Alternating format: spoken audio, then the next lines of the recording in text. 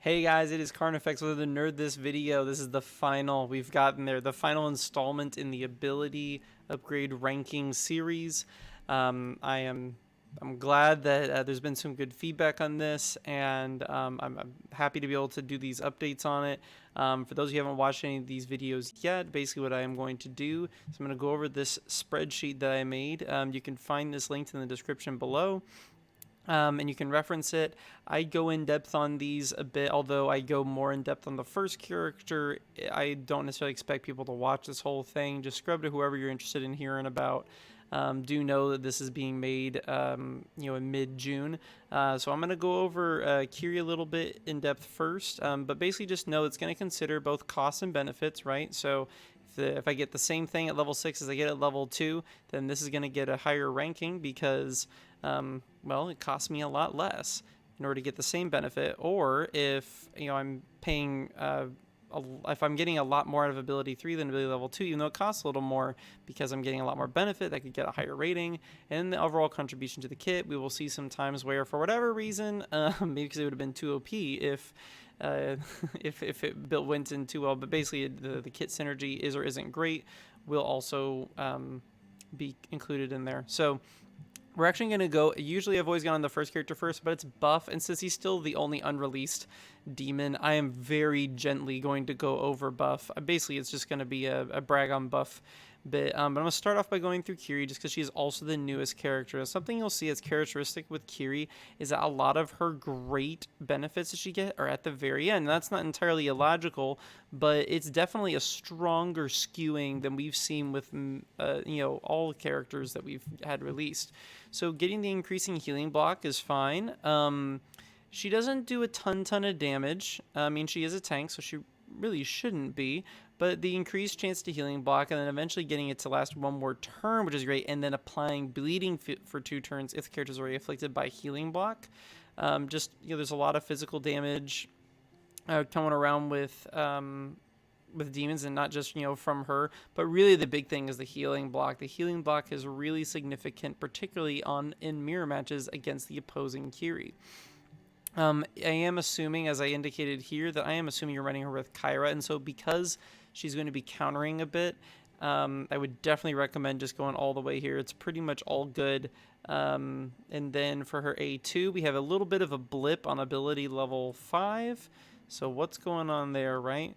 Well, all we did was get the same amount of damage that we just paid for up here. A reasonable, not terrible initial AoE, but getting the healing is huge. You can see that's a 5 there.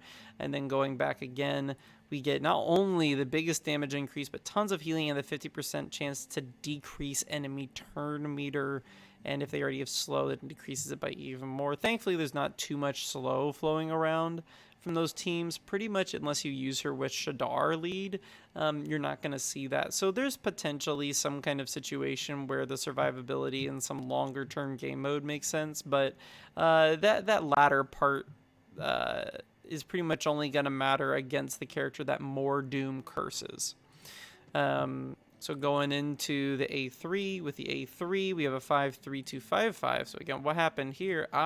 So if you hear me say that it has flat, scaling, it means that, over here, this is a flat increase because it's staying the same across the whole way, but at the end it scales a little bit. Going from 25 to 40 eventually is pretty pretty average scaling for a single target, for a basic. But anyway, here we get +2, and then we go to +1 and +1. I mean, we go from nothing to 2, and we have to pay a lot more in order to get that same amount back. Those are pretty gnarly. However, the armor increase is really significant, as well as, and this is the most significant, is restoring shield by 28% of her max health. So it's her taunt. She's an A3 taunt. And she gets taunt and armor increase. Armor increase is one of the 2 best buffs that you can get on tanks, along with tenacity increase for most circumstances. Going on here to her passive, Now, again, this is pretty much only going to be relevant if you're running Kira with her. So the two of them are definitely meant to be run together. We don't get a great initial increase to the turn meter generation that we're getting, but it's also freaking cheap. Jumps up a bit, drops down, and then we start getting that shield recovery, which is really, really strong. Makes her really frustrating down the road, and that's why you need to be landing that healing block on her, or with her. So again, we're gonna go over buff briefly. Basically, buff is bonkers, and there's just a couple blips along the way. So let's just kind of basically get excited about buff. Hopefully, sometime. Nith, the person who manages the BADC website, is estimating it'll be sometime early August that we'll end up getting the buff event. They haven't told us anything, so that's not me like leaking, spoiling, whatever. That's just based on what the current, what the precedent of the tempo of these legendary events has been set.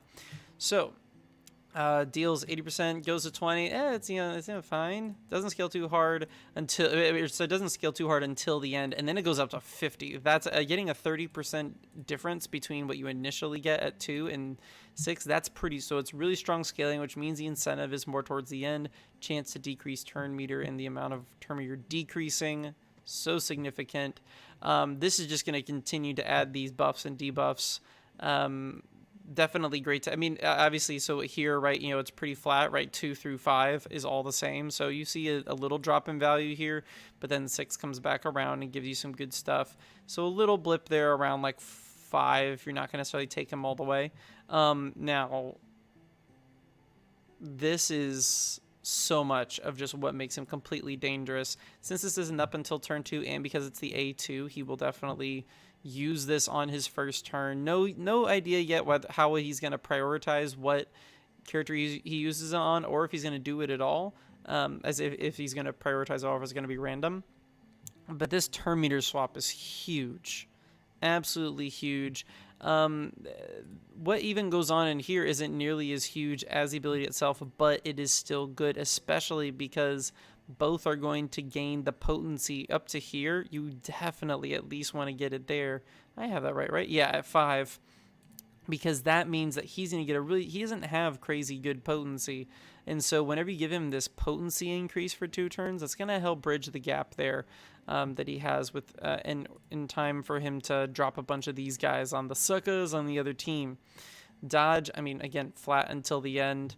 Initially some good value, then it gets a little rough. But by the time, I mean, again, if you have 4 versus 8, it's a pretty significant increase. And so even though it's not the most cost effective, it's definitely worth doing for... He's going to be the best character in the game whenever he's released, assuming that no one else crazier than the legendary we've waited for since the game started actually gets released.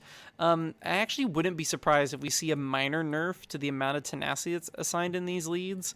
It's something that, as we're beginning to theory craft ahead of time, we're seeing that potentially is an issue for how much tenacity he's giving. And it kind of makes his mirrors a little funky. Hypothetically, again, we don't even have him on the test server with which to test. So moving on, so gets the speed though, so huge. Chance to reduce decrease target's turn meter when attacking. More speed, more chance to decrease. He's gonna be so dang good. He's gonna be so freaking good. Moving on. Okay, Kira. So I haven't put out my tier list yet, but basically, if you didn't know, now you know. Kira is basically the first character you should be gunning for in your farming whenever you're a newer player.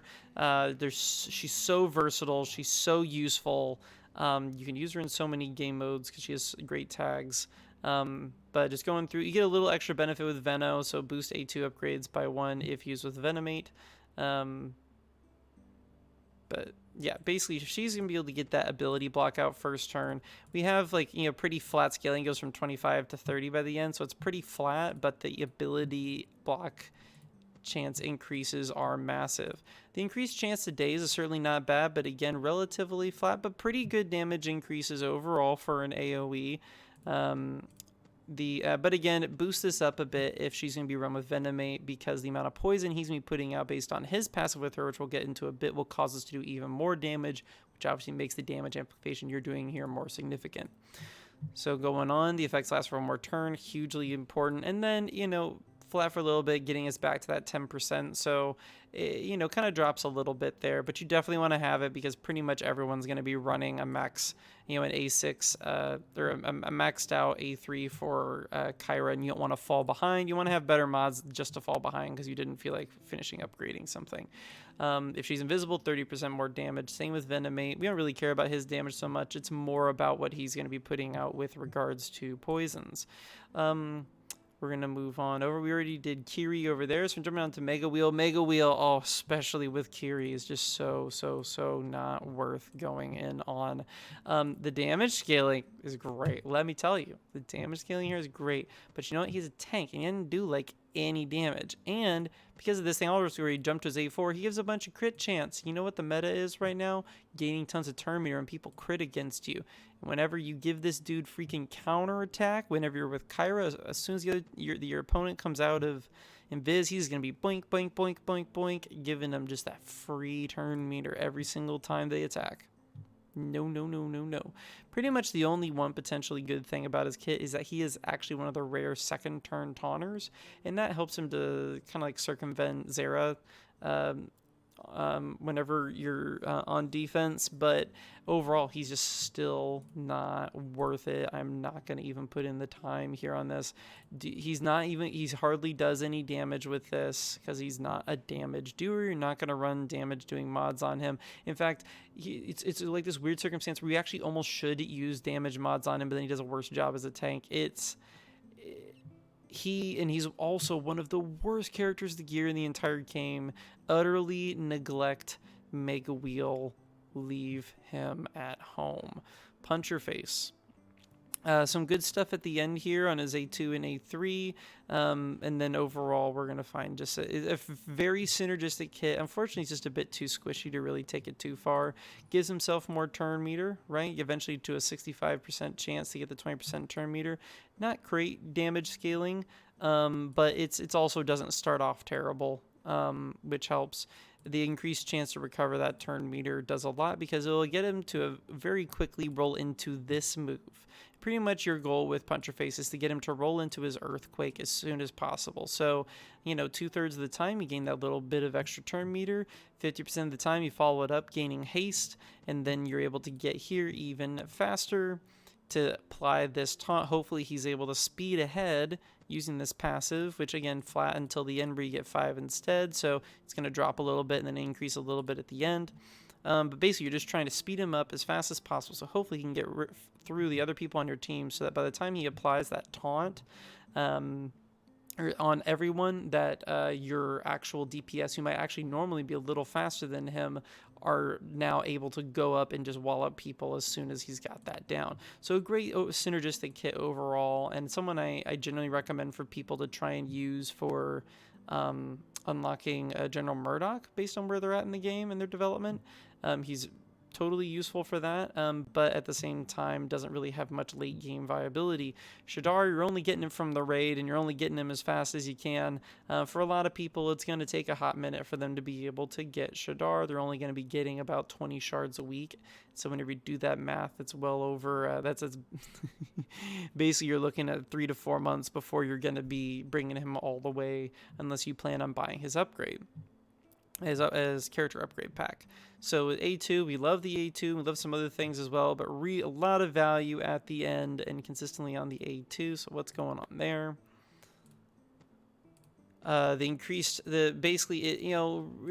Okay, damage scaling. 15 is pretty much like the average. And then armor decrease asking for an additional turn. That's pretty significant, so that's why we get the bump there. Moving on to the stun, so much single target damage whenever you consider his passive, which we'll get to in just a sec. Really makes this a strong move when he's being used in demon comps. Now, because of how much turn meter this is, again, just like Kyra, even though it may not be the most valuable like per increment, because again it's flat the whole time, even though we also get the debuff immunity at the end, and that is definitely huge because it prevents him from getting like cursed or something after he's just barely outspeeded a Mordoom or something like that. But you want this because pretty much if your enemy has a Shadar with this and he's able to get in first, I mean, he's just gonna buff the buff the turn meter out the wazoo, and you are going to be behind. So just go ahead and get it done. You're not going to regret it. There are going to be a lot of characters that, based on the speed, they're going to cap out. You know, it's like, hey, they're only going to get like 20 to 30% of this, but you want the debuff immunity, and mid-game, you don't want to fall behind on that turn meter game. Again, you don't want to go through all the effort of getting better mods just to lose it by not having the full turn meter. Magic damage, again, flat scaling initially, but then speed bumping up towards the end. You know, here you have as much as you add in these last two. So these are definitely worth doing, even though it looks like small percentages. It's for each living demon in the party, particularly with more doom summons. That means you're getting to that 60% magic damage increase. Now, his leadership is not awful. I could see him actually being really useful in some kind of longer game format, something like a raid. I still think that there's a really good chance for some raid viability from him, depending on how Raid 2 works out, the new Goblin raid that's in the works. Life steal is increased, so they just kind of can keep themselves up through life stealing. And then the 30% chance to apply slow, and slow is a massively useful debuff for raids, and a lot of the demons have the ability to apply a debuff. So we went over Shadar. Who's next on the list? Oh, it's Slinger. We only have 3 left in the series, man. Slinger, Venomate, and Zantara. So we got the Slinger man, the bane of arena and tournament and everything, and blah, blah, blah. We'll get to his leadership. You already know. Good, above average damage scaling. We get a little bit of a blip on, level 4 there, so we don't get too excited about it. But these guys are significant. Again, if you have a character who maybe, hey, their Shadar is like 5 speed faster than yours, this can make the difference now and bridge the gap and put your Shadar out in front. Down here, he does a lot of damage, and initially it starts off really lame. I mean, that's a pretty bad, even level 2 ability upgrade for a single target special. It's pretty dang low, but it jumps up pretty significantly. Doesn't keep scaling that way, which would have been obviously like fantastic and nice, but he's already good enough given that damage decrease, eventually getting to 100%. So significant for if you can land this on like the opposing Slinger, if yours is first, not only does that mean that his A2 when he comes around is going to be weaker, but it also means that his A3 is going to be weaker whenever that comes around, and he's basically just going to feed you more turn, the same amount of turn meter for a lot less damage, and so that trade-off isn't as valuable. Good, AoE damage scaling, the chance to remove the buff only whenever he crits. I actually do have him set for crit. I have him with a crit chance rune at the bottom because getting rid of that invis is so crucial. So crucial. If you can get at least one person out, it's a big difference compared to getting none. So I give him a potency primary and crit chance primary. Going in now, these are good. These are fine. Really, once you get to kind of like here, it starts to drop off a little bit. Usually the crit chance one is the most significant because if I can get that before I use the AoE, that obviously gives me a much better chance to dispel. You're going to get one of them. It's certainly not bad, but I would say it's usually not like a make or break situation thing, crit chance exempt. So this is the lead. This like hardly is even relevant. I mean, it's obviously helps, but it's particularly, this is one of the reasons why using Kiri over Tromgar is such a clear thing, because she's going to increase, Slinger's going to increase her maximum health by 20%, but it's this turn meter generation, man. You already know. You know how this works. It's all really important, but just because of how it scales, the ratings are a little over. But if you're going to run Slinger, you got to max that crap. Moving on to the Vandalmaister. Not great value early on. It's pretty much all at the end. Let's find out what's going on. So we have his basic. Again, we get a little bit of an increased chance to poison. It's only 0 to 20, but at the end we eventually take it all the way to 80. It's all here. 20% damage scaling from 2 to 6. So again, like a little above average, not terrible. But we really just care about him getting out those poisons. And the reason why you got to max this is if you don't, then your Kyra is not going to probably have, unless you somehow make your Venomate faster than your Kyra, which he's not, and he's squishy, and you don't want to have to risk him having to get to turn 3 to do stuff anyways. You want him to be able to use this turn 2. He's very squishy, he's liable to die, and all these poisons are going to do a ton for Kyra whenever they're on the same team based on his A4. Going over here, giving the counterattack is great. We really like giving the counterattack. Obviously, it's another way that you can pass it along to Kiri if you want. You know, a second character that can just provide that counterattack silliness. So she can just heal block on everybody and bleed everybody and all that jazz. But really at this point in the meta, what it's about is giving all this ish, giving that crit chance, because it's already got crit damage, right? But eventually you get the crit chance increase. If you can stack this up, particularly for whenever you're trying to unlock General Murdoch, having this queued up and this queued up and being able to just drop all those poisons, feed the crit chance and crit damage to your Kyra, you can just do shnikes tons of damage on that second wave because you've saved it up. Going over here, it scales pretty well, so we see, you know, kind of like reasonable investment along the way, but really, again, you pretty much got to max it if you're going to try and use him with Kyra, because that's what he's about. He does some damage, he doesn't do terrible damage, but really he's about souping up his Kyra. Finally, we have come to Zantara, the last character.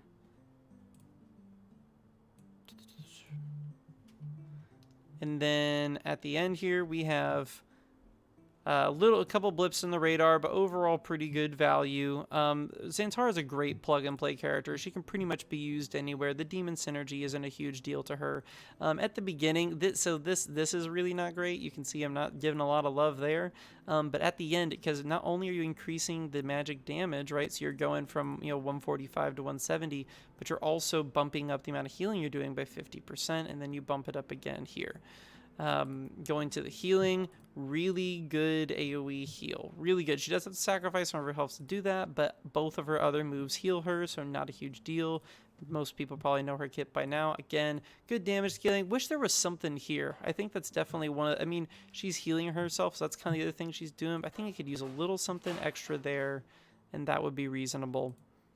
Now, here's her passive, which adds a lot of randomness, but it's overall, for her, it's helpful because it helps her to chain through those better healing moves more frequently, and then also randomly you can just get something good, and this can be really useful if you're trying to lowball certain events as well, because she can make, for example, if you're having trouble keeping Venomate alive and you just want him to get out that AoE on turn 1, just have him be slower than Zantara, and boom, there you go. So I hope you guys have really enjoyed and benefited from these videos. Let me know if you have anything else that you want me to make right now. I'm working on a tier list right now. I got to make the graphic for it. I'm working on some stuff leading up for Battlegrounds, but can't wait to see you next time and look forward to the next videos.